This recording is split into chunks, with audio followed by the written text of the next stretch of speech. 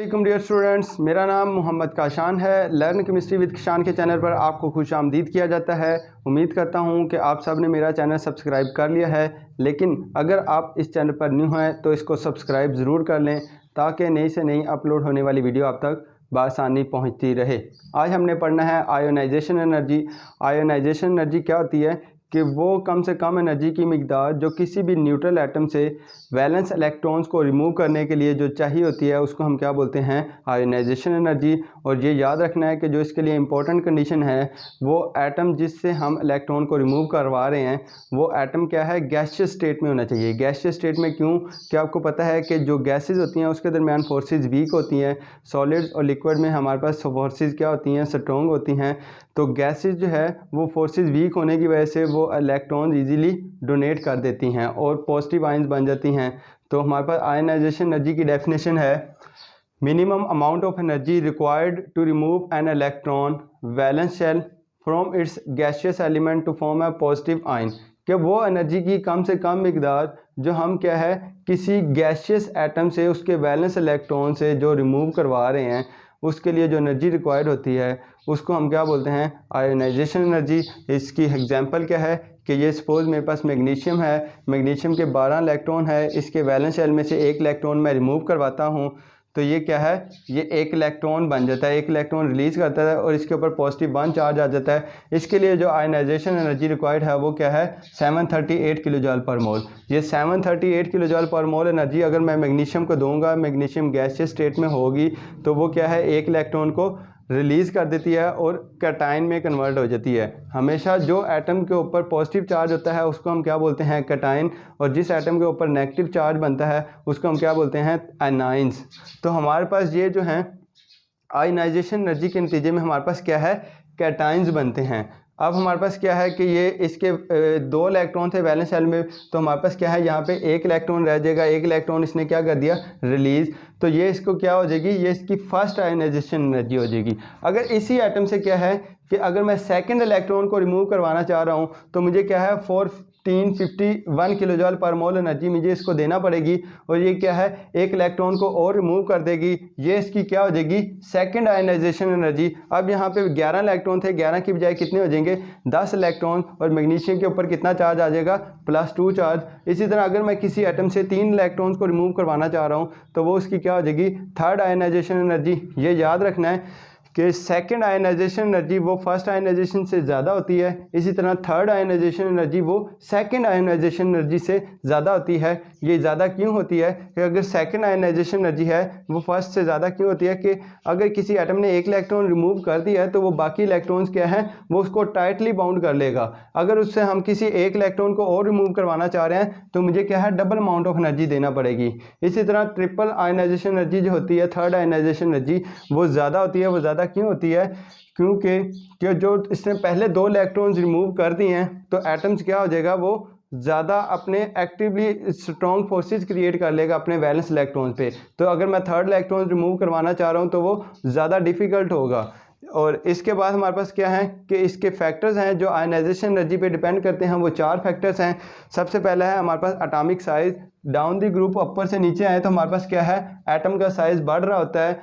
Atom का size बढ़ने की वजह से हमारे पास जो है न्यूक्लियस की वैलेंस इलेक्ट्रॉन पे अट्रैक्शन क्या हो रही होती है, कम हो रही होती है। सपोज ये मेरे पास क्या है, ये लिथियम का मॉलिक्यूल है, पहले शेल में 2 इलेक्ट्रॉन, दूसरे में कितने आ जाएंगे, 1 इलेक्ट्रॉन। ये किसका है, लिथियम। इसके लिए जो अमाउंट ऑफ एनर्जी मुझे देना पड़ी है वो कितनी है, 520 किलो जूल पर मोल।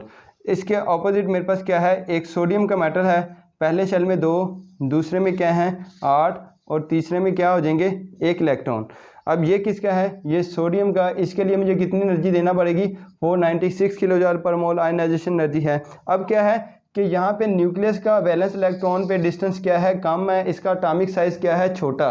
तो मुझे क्या है 520 किलो जूल पर मोल एनर्जी देना पड़ेगी, जो कि क्या है ज़्यादा। अगर मेरे पास सोडियम एटम है, इसका साइज़ क्या है ज़्यादा, इसकी न्यूक्लियस की वैलेंस इलेक्ट्रॉन पे अट्रैक्शन क्या है, कम, इसका डिस्टेंस ज़्यादा होने की वजह से अट्रैक्शन क्या हो रही है, कम हो रही है। तो मुझे क्या है, कम अमाउंट ऑफ एनर्जी देना पड़ेगी, जो कि कितनी है, 496 किलो जूल पर मोल। अगर मैं 496 किलो जूल पर मोल एनर्जी इसको देता हूँ तो ये 1 इलेक्ट्रॉन्स क्या है, ये खारिज कर देगी और सोडियम किस में कन्वर्ट हो जाएगा, सोडियम +1 में एक इलेक्ट्रॉन खारिज कर देगा, इसकी आयनाइजेशन एनर्जी कितनी हो जाएगी, वो 496 किलो जूल पर मोल। इसी तरह अगर मैं पोटाशियम का देखूं तो पोटाशियम का साइज़ और बड़ा हो जाता है, तो इसके लिए मुझे कितनी एनर्जी देना पड़ेगी, 419 किलो जूल पर मोल। रुबिडियम का साइज़ और ज़्यादा बड़ा हो जाता है, तो इसके लिए एनर्जी क्या है, और कम हो जाती है, 403 किलो जूल पर मोल। सीजियम का साइज़ और सबसे ज़्यादा बड़ा हो जाता है, तो इसके लिए एनर्जी अमाउंट ऑफ कितनी है आयनाइजेशन, वो हमारे पास 376 किलो जूल पर मोल एनर्जी है।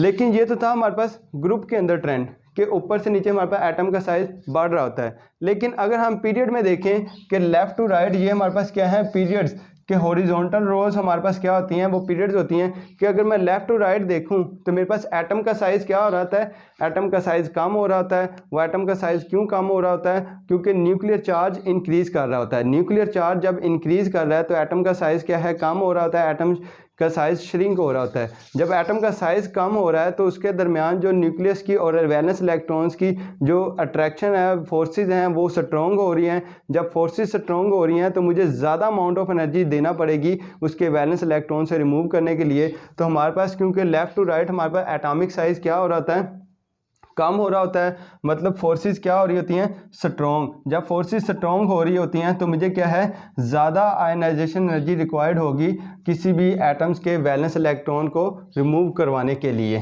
तो हमारे पास क्या है, ये लिथियम है, तो लिथियम का क्या है, ये हमारे पास इसका न्यूक्लियर चार्ज +1 है। जितना जिस ग्रुप का एलिमेंट होगा उतना ही उसके ऊपर क्या है, न्यूक्लियर चार्ज होता है। मतलब ये लिथियम है तो इसके 3 इलेक्ट्रॉन है तो इसके ऊपर कितना न्यूक्लियर चार्ज होगा, +3।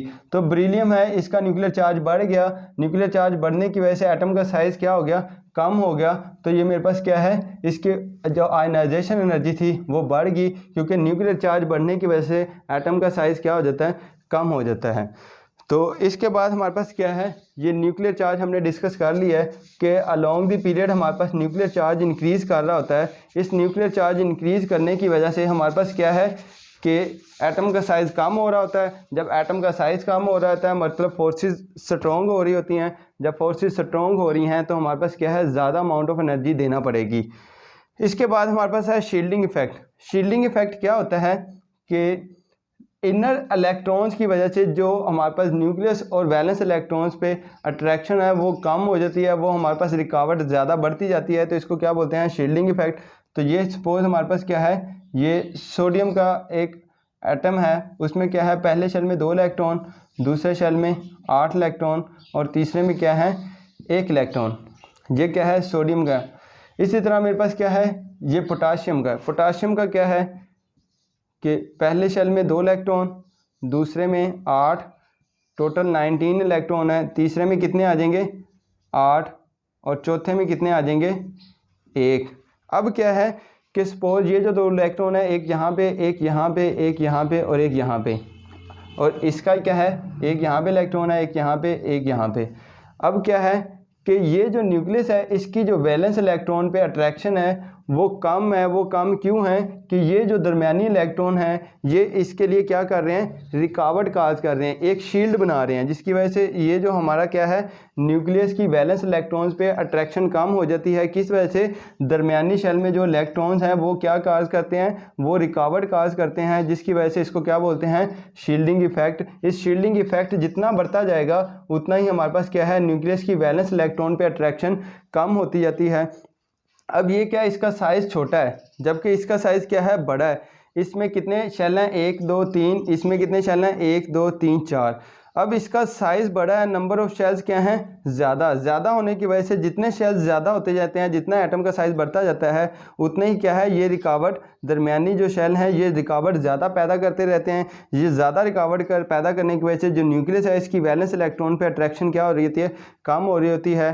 तो जिस तरह हमारे पास क्या है, शील्डिंग इफेक्ट इंक्रीज़ कर रहा होता है कि नीचे की तरफ हमारे पास क्या है, शील्डिंग इफेक्ट इंक्रीज़ कर रहा है, रिकावट हमारे पास इंक्रीज़ कर रही है, तो हमारे पास आयनाइजेशन एनर्जी क्या है, कम हो रही होगी। कि यहाँ पे 3 इलेक्ट्रॉन जो है वो रिकावट क्रिएट कर रहे हैं, तो ये क्या है चौथा इलेक्ट्रॉन, इसको इजीली मैं रिमूव कर सकता हूँ। लेकिन यहाँ पे क्या है 2 इलेक्ट्रॉन्स हैं, मतलब क्या है 2 इलेक्ट्रॉन्स रिकावट क्रिएट कर रहे हैं, तो इसमें रिकावट जो है वो शील्डिंग इफेक्ट कम होगा, इसमें शील्डिंग इफेक्ट क्या है ज़्यादा। जब शील्डिंग इफेक्ट ज़्यादा है तो न्यूक्लियस की वैलेंस इलेक्ट्रॉन पे अट्रैक्शन कम है, जब अट्रैक्शन कम है तो क्या है आयनाइजेशन एनर्जी वैल्यू कम होगी कि थोड़ी सी उसको एनर्जी देंगे ये इलेक्ट्रॉन्स क्या है इजीली वो डोनेट कर देगा।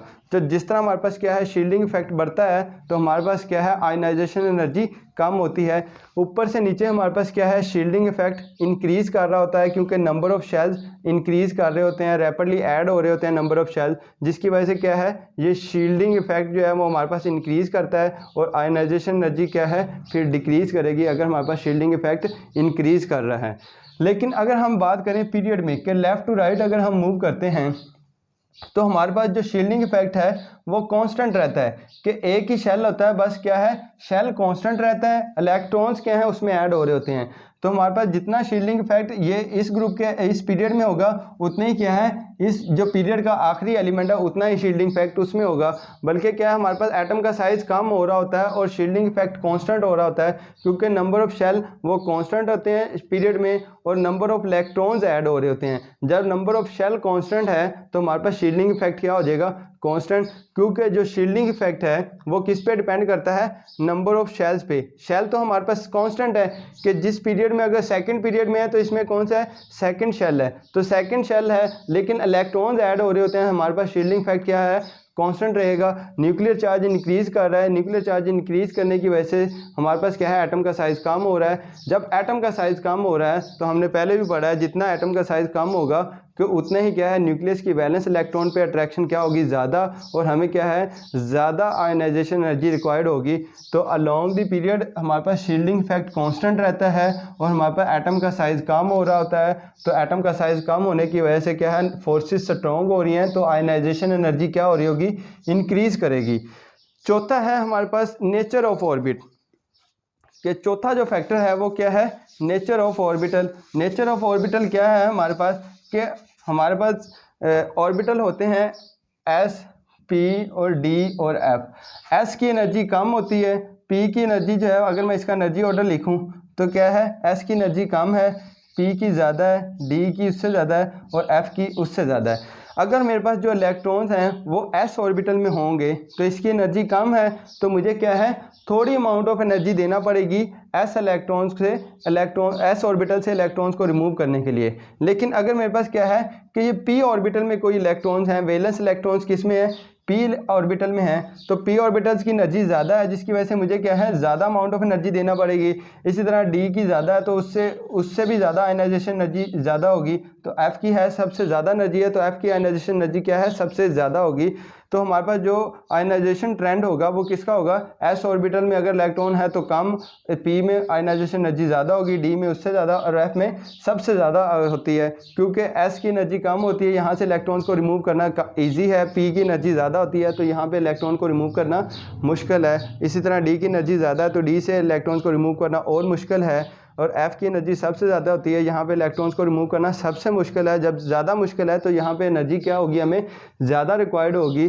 तो हमारे पास जो है जिस तरह एनर्जी ऑर्डर इंक्रीज़ करता है हमारे पास आयनाइजेशन एनर्जी क्या है उतनी ही ज़्यादा रिक्वायर्ड होती है उस ऑर्बिटल से इलेक्ट्रॉन्स को रिमूव करने के लिए। तो एस ऑर्बिटल से इलेक्ट्रॉन्स को रिमूव करना ईजी है, तो लिहाजा आयनाइजेशन एनर्जी जो है वो एस ऑर्बिटल की सबसे कम होगी और एफ ऑर्बिटल की जो है वो इलेक्ट्रॉन आयनाइजेशन एनर्जी जो है वो सबसे ज़्यादा होगी, क्योंकि इसकी एनर्जी ज़्यादा है, यहाँ से इलेक्ट्रॉन को रिमूव करना ज़्यादा मुश्किल है। इसके बाद अगर हम बात कर लेते हैं कि पीरियोडिक टेबल में, ये हमारे पास पीरियोडिक टेबल है, ये हमारे पास ऊपर से नीचे हमारे पास ग्रुप्स हैं और लेफ़्ट टू राइट हमारे पास क्या होते हैं पीरियड्स। तो अगर हम इसका पीरियोडिक टेबल में ट्रेंड देखें, पीरियोडिक टेबल में भी हम क्या है पीरियड में इसका ट्रेंड देखें आयनाइजेशन एनर्जी का, तो वो हमारे पास क्या है कि left to right nuclear charge increase कर रहा है, कि nuclear charge left to right increase कर रहा है। नंबर ऑफ इलेक्ट्रॉन्स इंक्रीज़ कर रहे हैं, नंबर ऑफ इलेक्ट्रॉन्स इंक्रीज़ कर रहे हैं तो नंबर ऑफ प्रोटॉन्स भी इंक्रीज़ कर रहे हैं। कि हमें पता है कि किसी एटम के जितने नंबर ऑफ इलेक्ट्रॉन्स होंगे, अगर किसी एटम के 5 नंबर ऑफ इलेक्ट्रॉन्स हैं, कि हमारे पास सपोज़ क्या है कार्बन है, इसके 6 इलेक्ट्रॉन हैं, तो इसके प्रोटॉन नंबर ऑफ प्रोटॉन कितने होंगे, नंबर ऑफ प्रोटॉन भी क्या है 6 होंगे, जिसकी वजह से इसके ऊपर न्यूक्लियर चार्ज क्या होगा +6।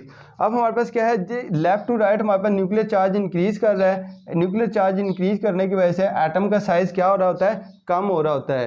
कि न्यूक्लियर चार्ज जैसे इंक्रीज़ करता है हमारे पास एटम का साइज़ कम हो रहा होता है। एटम का साइज़ कम होने की वजह से हमारे पास क्या है, उसके दरमियान न्यूक्लियस की और वैलेंस इलेक्ट्रॉन्स के दरमियान फोर्सेस स्ट्रॉन्ग हो रही होती हैं, तो हमारे पास इलेक्ट्रॉन्स को रिमूव करना क्या हो जाता है, डिफ़िकल्ट हो जाता है, जिसकी वजह से आयनाइजेशन एनर्जी क्या होती है, इंक्रीज़ करती है।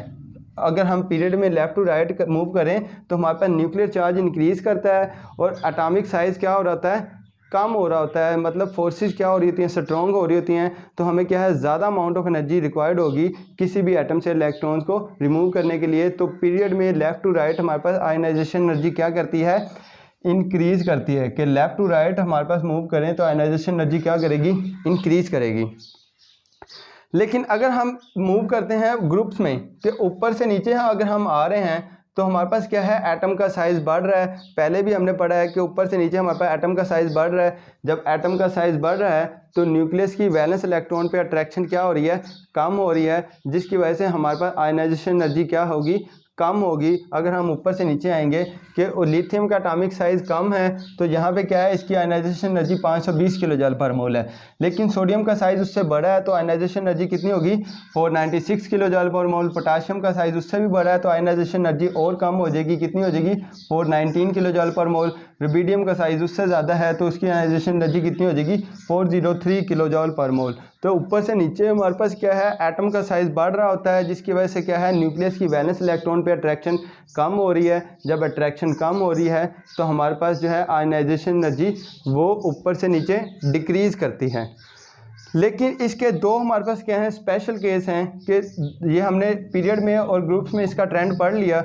लेकिन हमारे पास क्या है, थर्ड ग्रुप में और जो है वो सिक्स्थ ग्रुप में, इसमें हमारे पास क्या है, ये ट्रेंड वो डिफरेंट होता है। वो ट्रेंड डिफरेंट कैसे होता है कि ये हमारे पास क्या है, ये थर्ड ग्रुप है।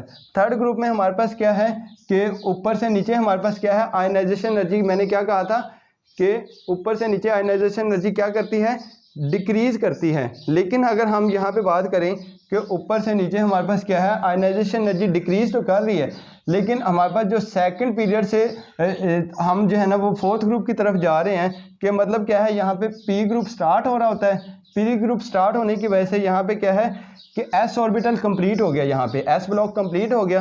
अब इलेक्ट्रॉन्स कहाँ पे आएगा, यहाँ पे थर्ड ए ग्रुप में। जब वो थर्ड ए ग्रुप में हमारे पास इलेक्ट्रॉन्स आता है तो वो क्या है कि यहाँ पे देखें स्टूडेंट कि ये हमारे पास एस ऑर्बिटल यहाँ पे कंप्लीट हो गया। जब इलेक्ट्रॉन अगले ग्रुप में आएगा, मतलब थर्ड ग्रुप में, तो यहाँ पे कौन सा सेल स्टार्ट होगा, पी ऑर्बिटल स्टार्ट होगा। तो इलेक्ट्रॉन्स क्या है, एस की एनर्जी हमारे पास कम होती है, पी की एनर्जी ज़्यादा है, तो यहाँ पे क्या है, इलेक्ट्रॉन्स, यहाँ पे सिंगल इलेक्ट्रॉन्स होगा। जब सिंगल इलेक्ट्रॉन्स है, इसकी एनर्जी ज़्यादा है, तो यहाँ पे सिंगल इलेक्ट्रॉन्स होने की वजह से इसको हम एनर्जी देंगे तो वो क्या है, वो थोड़ी सी एनर्जी देंगे तो वो हमारे पास क्या है, आयनाइजेशन वो हो जाती है, वो इलेक्ट्रॉन्स रिमूव कर देता है। अब मैंने क्या कहा था कि along period left to right में पर आयनाइजेशन एनर्जी इंक्रीज़ करती है। लेकिन यहाँ पे देखें बेरिलियम की आयनाइजेशन एनर्जी कितनी है, 900 किलो जूल पर मोल। तो बोरॉन की कितनी होनी चाहिए, 900 से ज़्यादा होनी चाहिए।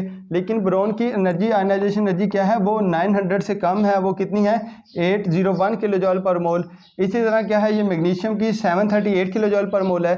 तो लेफ़्ट टू राइट हमारे पास एटम का साइज़ कम हो रहा है, लेकिन यहाँ पे थर्ड ग्रुप में हमारे पास क्या है, आयनाइजेशन एनर्जी वो कम हो रही होती है। वो कम क्यों हो रही होती है, जो तीसरे ग्रुप में हमारे पास इलेक्ट्रॉन जाता है वहाँ पे पी ऑर्बिटल स्टार्ट हो रहा होता है। वहाँ पे स्टार्ट होने की वजह से यहाँ पे सिंगल इलेक्ट्रॉन्स होता है, सिंगल इलेक्ट्रॉन्स है, तो वो क्या है, हमारे पास अनपेयर्ड इलेक्ट्रॉन्स होने की वजह से यहाँ पे इसको थोड़ी सी एनर्जी देंगे तो हमारे पास वो क्या है, वो इलेक्ट्रॉन अपना रिमूव हो जाता है।